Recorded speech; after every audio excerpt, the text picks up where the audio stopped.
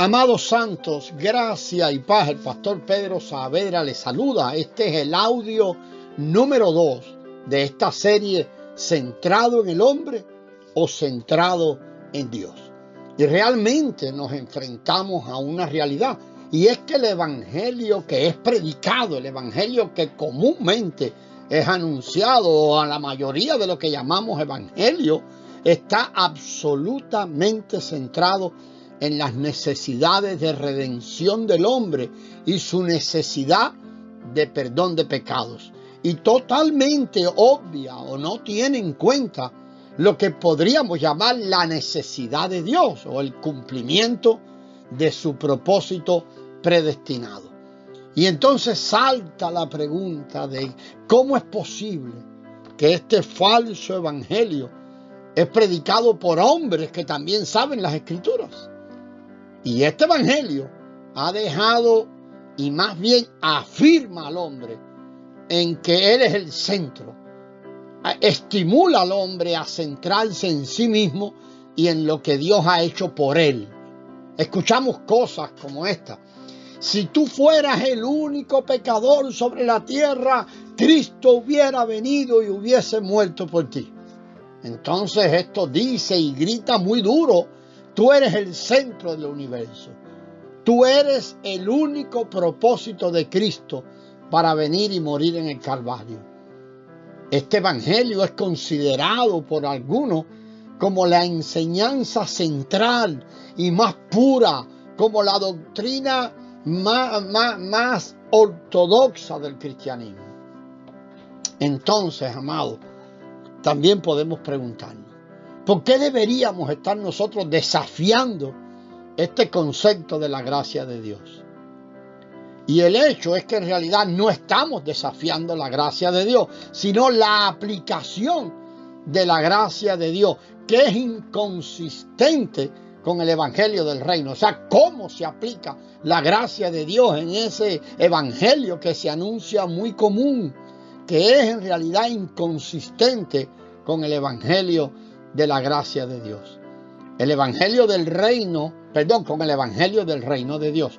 El evangelio del reino busca el reenfocar al hombre sobre este asunto de quién es el centro, de quién es, amado hermano, lo que Dios tenía en mente cuando decidió crear.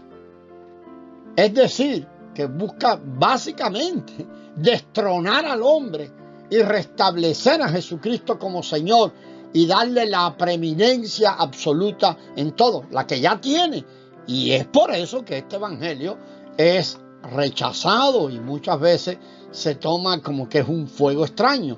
Leemos Colosenses 1:18 y dice, hablando de Jesucristo: y Él es la cabeza del cuerpo que es la iglesia, el que es el principio y el primogénito de los muertos, para que en todo tenga la preeminencia. El evangelio de la salvación, ese evangelio que se anuncia mucho y que se considera como muy ortodoxo y muy puro, es centrado en el hombre. Lo volvemos a repetir. Es decir, hacia el hombre la meta de todo el obrar de Dios en Cristo y la meta de todo lo que fue obtenido en el Calvario. De nuevo, pone al hombre centrado en sí mismo.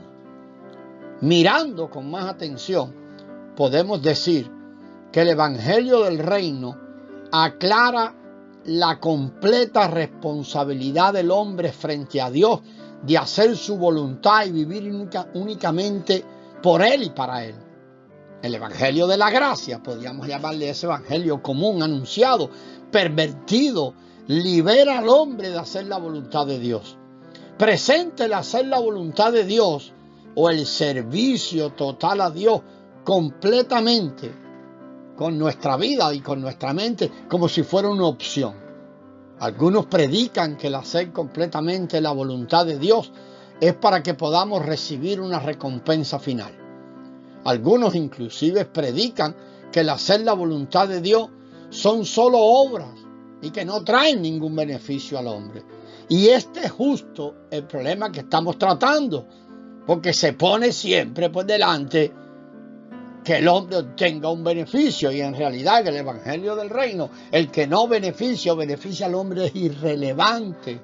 Entonces, el principio eterno de la cruz con que el reino funciona es ignorado. Al ignorar la cruz, se ignora la provisión para que el hombre sea eliminado y Cristo tenga la preeminencia. El Evangelio de la Gracia, que así estamos llamando a este evangelio centrado en el hombre, se presenta como ¿qué es lo que el hombre puede recibir gratis de Dios? Entonces los buscadores de salvación se preguntan, ¿qué es lo que puedo recibir de Dios? Y así muchas veces se atrae, y el hombre ese sigue pensando, yo soy el centro de toda esta experiencia cristiana. El sacrificio del Calvario fue solo para mí, fue para que yo... Tito 2:11, y allí leemos así, porque la gracia de Dios que trae salvación a todos los hombres se manifestó.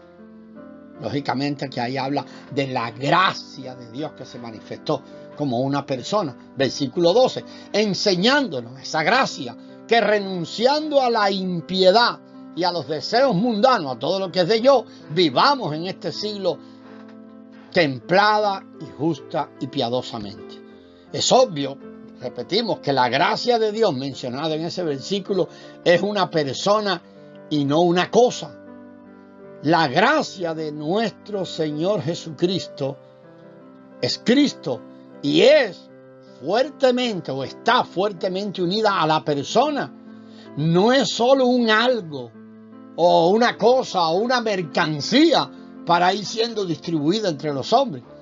Puede que nos podamos escapar con muchas cosas o con una mercancía, sí, pero nosotros, amados, tenemos que obedecer a la persona, quien es la gracia, quien es la cabeza de su cuerpo.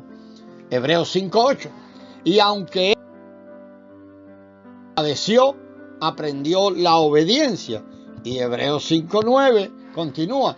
Y consumado vino a ser causa de eterna salvación a todos los que le obedecen. Él vino a ser la salvación. En otras palabras, nuestra salvación abraza a la cruz personal. Así también hay un reto a los conceptos básicos que son aceptados en muchos círculos evangélicos concernientes al mensaje del evangelio.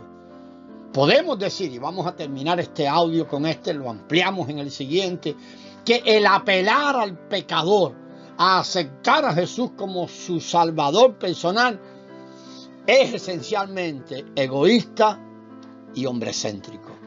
De nuevo, lo vamos a desarrollar en el próximo audio, amado. La gracia del Señor sea con vosotros.